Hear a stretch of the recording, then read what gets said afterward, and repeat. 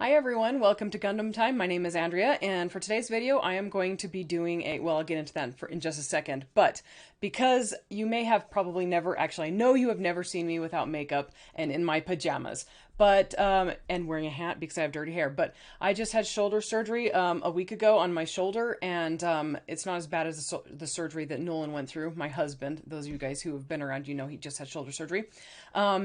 And then the last few days I got hit by a flu bug that was like the worst I've ever had. I mean, it's the sickest I've been since 2009. And so I don't know how long I'm going to be able to talk. I don't have a whole lot of energy. But anyway, so because I've been sick and I've been down, I decided I wanted to give a whole bunch of different games a try, including Rogue of the Dead, or Rogue with the Dead, which I already put up a video about that. So go check out my previous videos. That one's one I'm still playing and enjoying.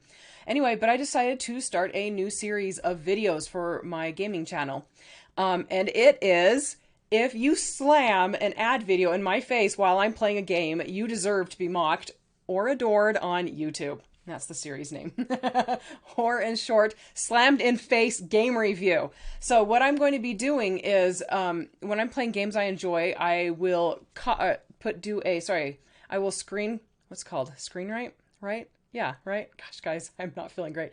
I will copy the screen so I can remember to go download the game and try it out later. So, the first game that was thrown at my face while I was playing Rogue with the Dead was Last Fortress Underground.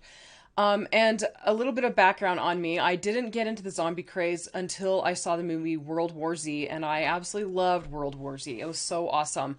And so I put some zombies in some of my fantasy books, and which you can check out under the name Andrea Pearson, by the way. The Kalenia Chronicles and Mosaic Chronicles both have zombies in them. Anyway, so I also love post-apocalyptic games and movies. Some of my favorite movies are post-apocalyptic, when the world's falling apart. They're so much fun. And I love the game Fallout Shelter. Well, I hoped that Last Fortress Underground would be similar to Fallout Shelter and kind of like a blend between Fallout Shelter and my favorite themes and movies and games and stuff like that. But I hated it so much. I hated it big time, guys. So I played it for 45 minutes across 4 days, and I could not get past the things that I did not like about it. And before I get into those things that I did not like, I'm going to go ahead and tell you things I did like. So, for example, the artwork. The artwork is phenomenal, guys. Like, I absolutely love it. It's really professional, really, really, really good. Very, very professional. Okay, that's the first thing. So artwork was pretty awesome. Then the second thing I liked were the character designs. So like the way the characters were designed. We've got this chunkier guy, we've got who for some reason has a ton of energy. Like this guy like runs insanely fast for somebody who is very chunky. And then there's this beefcake dude who apparently knows everything and fixes everything. And then there's this other chick who's like a mysterious chick. Anyway, so they've got some good characters designs in there. Characters that I thought looked good. I liked the character design. And I also liked the graphics. So like when things were happening, this shiny, bright stuff, things that it looked nice on my phone. Okay, so those are things that I liked. Those are things that I'm going to have to like pretty much for every game I play. Like if I don't like those things, I'm not going to enjoy the game probably. But there are other things that are really also important to me.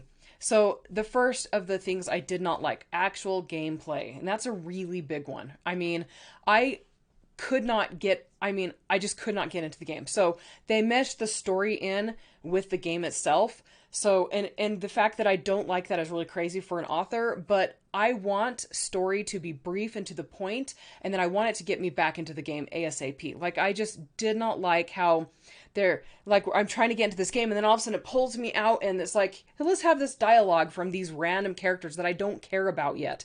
And I know story is supposed to make me care about characters, but at this point, I don't care. I just want to play the game. I'm on my phone to play a game, not to watch a movie mixed with a game. So if that's something you enjoy, maybe you'd like this game. There's another thing I did not like. You couldn't zoom out. So it's got all these rooms, and once you get past some of the tutorial, it starts to let you kind of guide your own way. But it wouldn't let me zoom out past 2 levels in this underground bunker that we're staying in, and I hated that. It just made me feel so disoriented and blocked in. Like, I don't want to have to scroll all the way up and scroll all the way down just to find where things are. Just let me zoom out far like they let you do in Fallout Shelter. And then also there's so many freaking interruptions. Like the tutorial pops in, random fights from bad guys, which I'm fine with generally, but with all the other interruptions that were happening, I was like, just let me get into the meat of this game. So the dialogue, like I've said, the more tutorial, and the tutorial just, it held my hand for too long. I tried it out for 45 minutes, like I said, across 4 days, and I still didn't get past the prompts and the tutorials, and that was just really, really, it was a big turnoff for me. So tutorials in any game, they need to be short and to the point for me to want to play the game. I'm one of those people. I will learn the game by playing it more than being shown how to play. So like when my husband and I sit down to play Arkham Horror, which is a really complex game, a Lovecraftian horror. I love it. It's a lot of fun. It takes a long time to play though. There is a lot of setup and there's a lot to learn. But I still, even with those kinds of games, I learn a lot faster if I'm actually playing the game, not being told how to play the game, or in this case, forced to do the tutorial the way they wanted me to do the tutorial in order for me to learn the game. So that did not work for me. And then last, this one, again, it does relate to me being an author. The English in the game was really bad.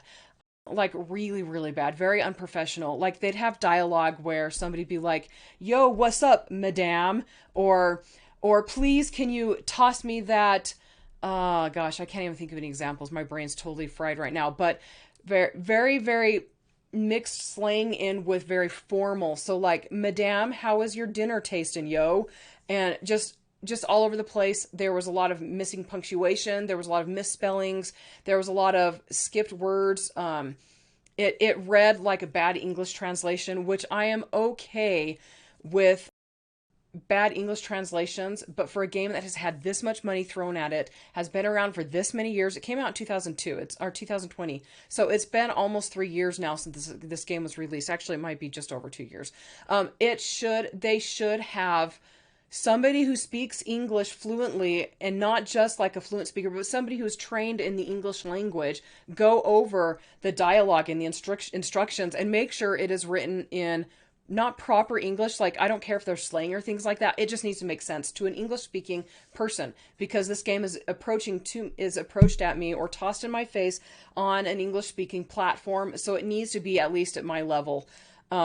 At least legible and understandable, and not making me cringe and go, hire a freaking editor, people.